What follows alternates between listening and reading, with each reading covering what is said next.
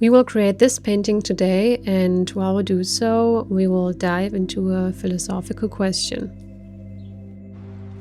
Hey guys, welcome to today's video. We are painting outside, surrounded by nature. I want to not only share with you how we can create a landscape, but also some thoughts that go deeper than that. While we paint, we will reflect on the idea of right and wrong and whether they truly exist or whether they are just, subjective ideas.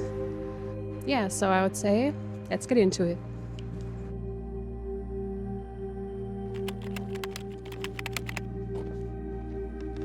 So after walking through the heath for about an hour, I found a really beautiful spot. After priming the canvas, which in my case is yellow, we are sketching the first outlines, the horizon and the trees in the fore and background. At this stage, it's just about placing things and figuring out where everything will go and making sure the proportions look good.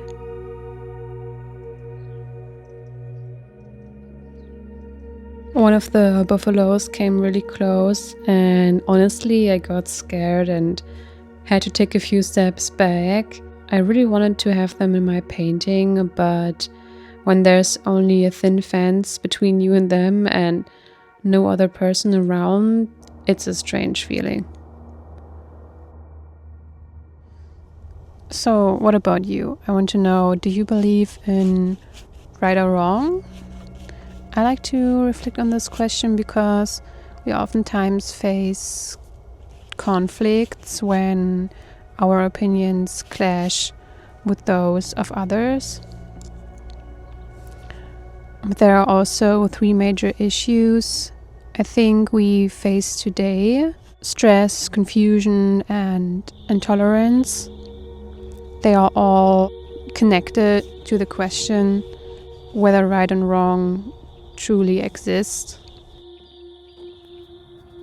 So looking at nature, we are painting everything blue that lies in the shadow.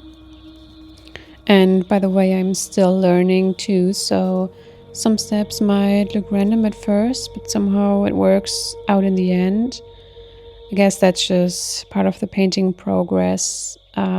Sometimes you paint something and later on you're painting it over again, adjusting and correcting it. So the ground and the grass has a deep green and brown to it. And even if it's not everywhere, it's another tone we can bring into the painting.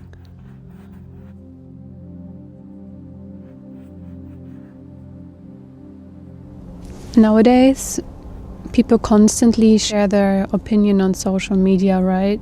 This way we are bombed with opinions we didn't even ask for and that also contradict each other.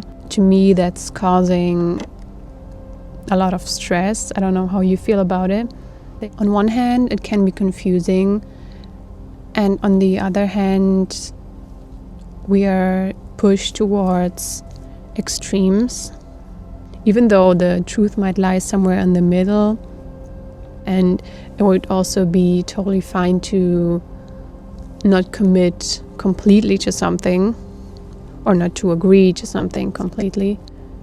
How does the idea make you feel that what we believe is right and wrong is just an idea that's brought to us by our upbringing, our surroundings, our culture, and just what we consume on our daily basis? I mean, for a fact, right or wrong does not physically exist in our world, right? So what makes it so real to us? I mean, don't get me wrong, it's good that we have a sense for good and right because it gives us a compass in life, and probably without it we would not be able to live in our society, right? We agreed on certain rules, like it is not good to steal, it's wrong, and that gives us order, which is good, right?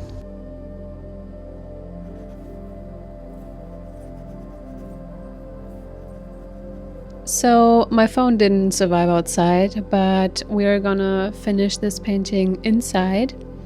After I added some Naples yellow, I blended everything together a little bit, and I love to do this even though I will add some texture back again later on, but I just like how the colors melt into each other. Usually I would prefer to paint the sky later on, but since the trees are bare at this time of the year, it would be hard to paint the sky between all the branches afterwards. So we're gonna do the sky first. We think of the sky as light blue and that's it, but actually it has a warm tone, so I mixed in some ochre. And now we are painting the bare trees. Honestly, it's not easy to paint what we actually see instead of what we remember. You look at the trees, then at the canvas, and it's so tempting to just paint the strokes the way your mind thinks a tree should look like, instead of how it really looks in front of you.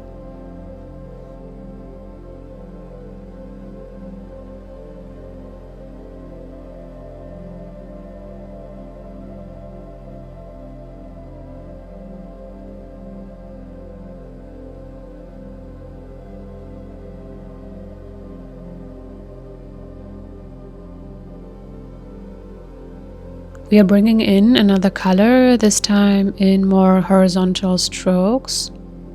Up until this point, I wasn't happy with the painting, but from here on it started getting better, and I think once we trust that we can still turn the painting into something good, this mindset alone is the driving force that actually makes it work.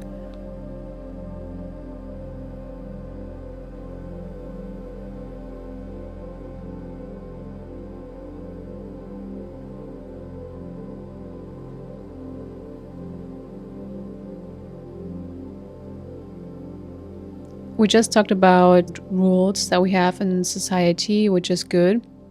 But things get a bit more complicated when we move beyond our collective agreements. Because suddenly we are confronted with people that just have a different opinion than us, and they have their own sense for right and wrong, shaped by different experiences in life. And I think that's just how it is. This is not some kind of problem we have to find a solution for. It's part of our society and also humanity. But wouldn't it be nice to remember every now and then that our version of right and wrong doesn't have to be someone else's? The meadow has this uneven, slightly hilly structure, so we are bringing that in with some shadows and highlights, as well as some grass blades.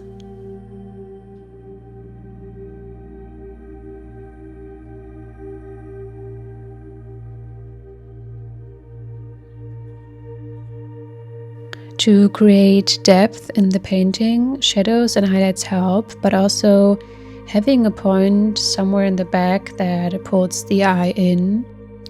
Back here, where the trees stick out and separate from the very back layer, it looks like something is happening there, like the landscape continues. So I added some white already, just a little bit.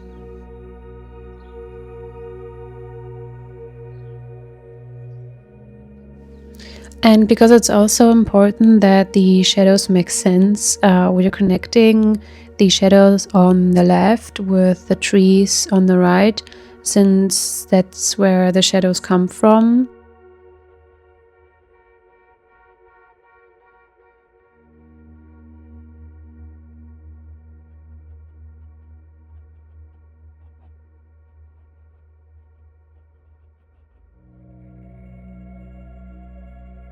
And with that in place, we can add a few more highlights. They will pop even more now. You know, nature is a beautiful example how calmly we could move through the world. She's just alive and just existing without judging about right and wrong, also not condemning anyone. At least that's what it feels like to me, and that's also exactly what's fascinating me about her. We're moving on to the buffaloes, and we are just suggesting them. We don't even expect them to be perfectly recognizable. They are just simply animals in the distance, and their shapes should match what we saw, but nothing more. Now it's time for the highlight. I mean, literally, this is the fun part we saved for the very end, adding small touches of white wherever we want the strongest highlights more than anywhere else in the painting.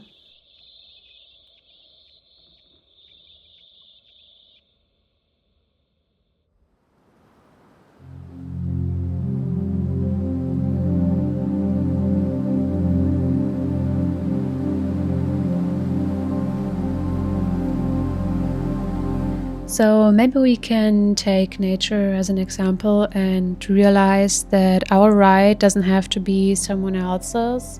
And even if right and wrong truly exists, then just like nature, we could choose to forgive. Thank you guys for watching today's video. I hope you enjoyed it, and it would be great to see you in the next one.